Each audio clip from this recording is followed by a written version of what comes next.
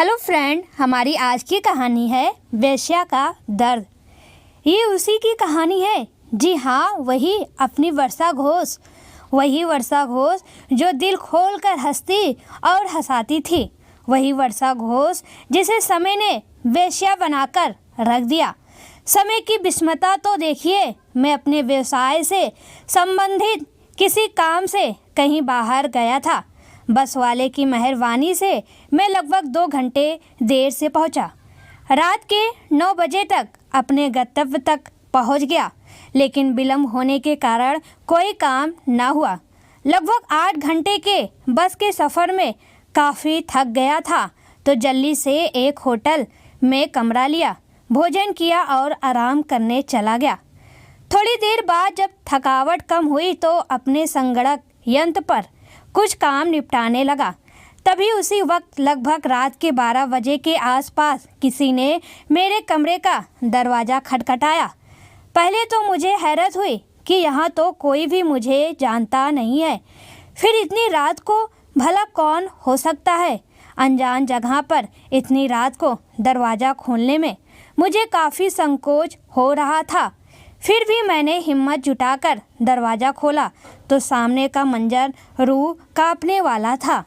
एक हफ्शी इंसान अर्धनंग अवस्था में किसी लड़की की ज़बरदस्ती खींचकर अपने कमरे में खींचकर ले जाना चाहता था, लेकिन वो लड़की उसके साथ बिल्कुल नहीं जाना चाहती थी। वो ज़ोर ज़ोर से रो रही थी और मेरी ओर बड़ी उम्मीद भारी निगाहों से देख रही थी।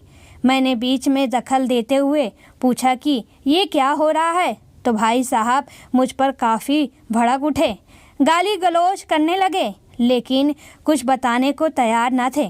मैंने उस लड़की की ओर मुखातिब होकर पूछा तो उसने बताया कि वो एक वेश्या है और उसके पीरियड्स चल रहे हैं और उसके पेट में काफ़ी दर्द हो रहा है। ऐसे में वो शारीरिक संबंध बनाने को कतई तैयार ना थी, लेकिन भाई साहब को ठरक काफ़ी ज़्यादा चढ़ी हुई थी। वो एक सुनने को तैयार न हुए। मैंने उन भाई साहब को बहुत समझाने का प्रयास किया, लेकिन कोई फ़ायदा न हुआ। अंत में मुझे किसी औरत की इच्छा का सम्मान करने के लिए उससे हाथापाई करनी पड़ी और न चाहते हुए भी उनकी पिटाई करनी पड़ी। हालांकि 4 या 5 ठीक से याद नहीं, लेकिन शायद सिर्फ इतने ही थप्पड़ से उनका नशा उतर गया था। पिटाई के उपरांत होटल वालों ने इस मामले में हस्तक्षेप किया और उन्हें रात में ही होटल से बाहर निकाल दिया। चूँकि रात काफ़ी हो चुकी थी, तो ऐसे में उस लड़की ने मुझसे गुजारिश की कि मैं रात को उसे अपने कमरे में ठहरने की अनुमति दूँ। हालांकि मैं शादीशुदा इंसान हूँ, सामाजिक प्रतिष्ठा का ध्यान आते ही मैं डर से गया, लेकिन उसकी हालत देखकर मुझसे रहा ना गया और मैंने हामी भर दी। फिर बातचीत के दौरान पता चला कि उसका नाम वर्षा घोष है। जी हाँ, वही वर्षा जिसकी चर्चा मैंने कहानी के शुरुआत में की थी। अब चूँकि वो काफ़ी डरी सहमी हुई थी, तो उसे 2 प्यार भले बोल की उम्मीद थी, तो मैं उससे बातें करने लगा। उसकी प्यारी बातें, वो प्यारी सी मुस्कुराहट, साला यकीन नहीं आता कि कोई भी इंसान इस मुस्कुराहट का दुश्मन कैसे बन सकता है। चूँकि किसी वेश्या से मेरा यह पहला सामना था, तो मैं बहुत जिज्ञासु था उसके बारे में जानने को, इसलिए मैंने उसे बिना रोके टोके बोलने को छोड़ दिया। वह बोलती रही, मैं सुनता रहा। उसकी बातों में इस कदर खो गया कि कब रात गुजर गई पता ही ना चला। उसने अपने बारे में जो बताया उसका सारांश इस प्रकार है। वो अपने माता पिता की इकलौती संतान थी। उसके पिता ड्राइवर थे, तो हमेशा बाहर ही रहते थे। दुर्गा पूजा का त्यौहार मनाने घर आए थे। उसके बाद जब वापस अपने काम पर गए तो कभी वापस ना लौटे। सड़क दुर्घटना में उनकी मौत हो गई थी। उस समय वर्षा की उम्र लगभग 7 साल के आसपास थी। उसकी माँ के पास कोई उपाय नहीं था घर चलाने को, तो उसने विवश होकर देह व्यापार के धंधे में कदम रखा और अपनी बेटी का लालन पालन करने लगी। अपनी बेटी को हर दुख से बचाने का प्रयास करने लगी। उसे पढ़ाने लिखाने लगी ताकि उसकी वर्षा का जीवन सुखमय बन सके। लेकिन विधाता को कुछ और ही मंजूर था। उसे जब किसी को तकलीफ देनी होती है तो मुसीबतों का पहाड़ गिरा देता है। वर्षा के 8वीं कक्षा तक पहुँचते ही उसकी माँ की तबीयत काफ़ी ख़राब होने लगी, जिस कारण उन्हें अपना व्यवसाय छोड़ना पड़ा। जिस कारण से उन्होंने वेश्यावृत्ति का रास्ता चुना था। अब वो रास्ता धुंधला धुंधला सा दिख रहा था। आनंद में उन्हें कुछ समझ नहीं आया और उन्होंने वर्षा की शादी कर दी। लड़का अच्छा था, किसी हार्डवेयर की दुकान में सेलमैन का काम करता था। कमाई सही तो परिवार का गुजारा आसानी से हो जाता था। सब कुछ सही चल रहा था। इसी बीच वर्षा की माँ ने अपनी आखिरी सांस ले ली। अब वर्षा इस दुनिया में सिर्फ और सिर्फ अपने पति के सहारे थी। शादी के लगभग 4 साल बाद वर्षा ने एक प्यारी सी बेटी को जन्म दिया। सब कुछ सही एकदम अच्छे से चल रहा था। फिर एक दिन अचानक वर्षा को मालूम पड़ा कि उसके पति का किसी दूसरी औरत के साथ चक्कर चल रहा है। उसको तो जैसे संसार ही उजड़ गया हो। फिर भी उसने अपने आप को संभाला और अपने पति से बिना किसी शिकायत के अपनी बेटी का मुंह देखकर रहने लगी। अब वर्षा की बेटी लगभग 4 साल की हो चली थी और उसका पति भी अब उससे किनारा करने लगा था। एक दिन अचानक उसका पति अपनी प्रेमिका से शादी करके उसे अपने साथ घर ले गया, जहां वर्षा और उसकी बेटी भी पहले से थी।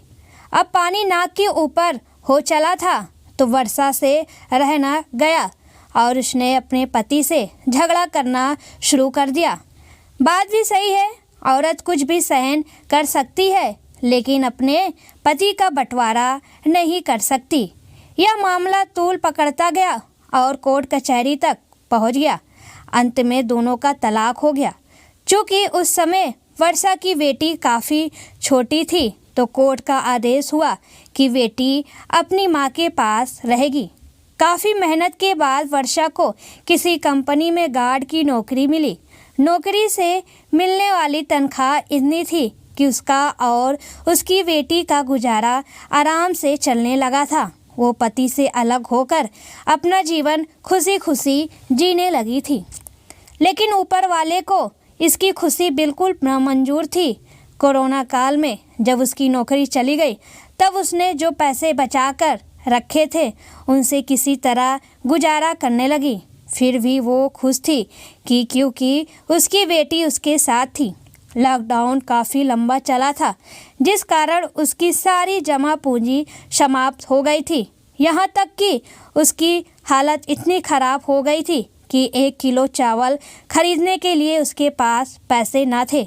इसके लिए उसे काफ़ी रोना गिड़गिड़ाना पड़ा था। अपनी हालात ख़राब होते देख उसने अपने कलेजे पर पत्थर रखकर अपनी बेटी को अपने पति को सौंप दिया। यह बात शाश्वत सत्य है कि हर बाप के लिए उसकी बेटी राजकुमारी होती है और वह अपनी बेटी की खुशी के लिए कुछ भी कर सकता है। ठीक यही बात वर्षा के पति पर लागू थी। उसने साहस अपनी बेटी को अपने पास रख लिया। यहाँ एक बात गौर करने वाली है कि जिस माँ ने अपनी संतान को 9 महीने तक गर्भ में रखा, उसे संसार में लाने के लिए इतने कष्ट सहे, उसी संतान को मजबूरी में छोड़ना पड़ रहा है। उस माँ यानी वर्षा पर क्या बीत रही होगी, यह सोचकर ही आँख में आंसू आ जाते हैं। खैर, अब वर्षा की ज़िंदगी में शुरू होती है उसे खुद को जिंदा रखने की जदोजहद। पूर्ण रूप से आत्मनिर्भर रहने वाली वर्षा के पास न कोई काम बचा था न कोई आमदनी। ऐसी बुरी हालत में उसे अपने एक पुराने मित्र या फिर आशिक कह लीजिए की याद आई, जिसका नंबर कभी उसने अपने मोबाइल में सेव कर रखा था। काफ़ी हिम्मत जुटाकर उसने नंबर मिलाया और अपना परिचय दिया। परिचय देने के बाद उसके मित्र ने अपनी मित्रता निभाई। अगले ही दिन वो उससे मिलने उसके पास गया। वो सही माने में एक अच्छा इंसान था। उसने वर्षा की सहायता पैसे देकर नहीं की, बल्कि उसके रोजगार का उपाय लगाया। यहाँ पर मानता हूँ कि वेश्यावृत्ति कोई अच्छा रोजगार नहीं है। लोग इसे बड़े ओछी नज़र से देखते हैं, लेकिन डूबते को तिनके का सहारा ही काफ़ी होता है।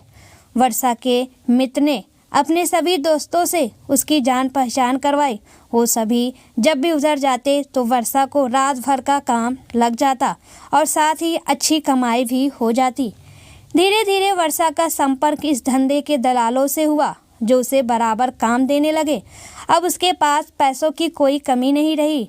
इन्हीं दलालों के दिए हुए काम के दौरान उसे एक अधेड़ उम्र के आदमी से भेंट हुई, जो उस पर इस कदर दीवाना हो चला था कि वो वर्षा को शादी करने को बोलता है। यहाँ तक कि वो वर्षा को 3 लाख रुपए देने तक को तैयार है। बीते रात जिस आदमी की मैंने पिटाई करी थी, वो वही अधेड़ उम्र के व्यक्ति थे, जिन्होंने ठरकनपन में किसी स्त्री की भावनाओं तक ख्याल न रखा।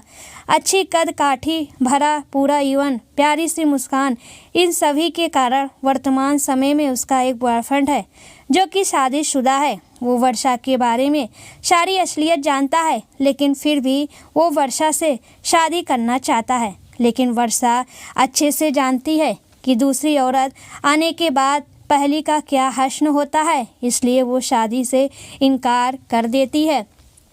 अब इस धंधे में आए वर्षा को लगभग 2 साल हो चुके हैं और उसका विश्वास इस दुनिया पर से विश्वास उठ गया है। उसका मानना है कि अब वो अकेले पूरा जीवन व्यतीत करेगी। इस वेश्यावृत्ति के धंधे से वो इतना पैसा कमा कर रख देगी कि उसके बुढ़ापे में कोई परेशानी न होगी। जो भी कहा जाए, किसी भी इंसान के जीवन में उतार चढ़ाव आते हैं, लेकिन इस कदर किसी को टूटते हुए पहली बार देखा है। मैंने उम्मीद करता हूँ कि अब इस जीवन में किसी दूसरी वर्षा से भेंट ना हो, क्योंकि जो उस पर बीती है उसकी सोच कर भी हालत पतली हो जाती है। उसकी हालत सुनकर मुझे भी रोना आ रहा था, लेकिन क्या करूँ, मर्द हूँ, रो नहीं सकता। ऊपर वाला वर्षा को इस जालिम दुनिया से लड़ने की ताकत दे, उसकी मुस्कुराहट बनाए रखे। उसकी वो नम आँखें, उसकी वो मुस्कुराहट हमेशा के लिए मेरे जहन में बस चुकी है। सच में दोस्तों, वर्षा जैसी कई लड़कियां इस दलदल में मजदूरी में फंसी हैं। काश इनको बचाने के लिए कोई फरिश्ता आ जाए इस दुनिया में।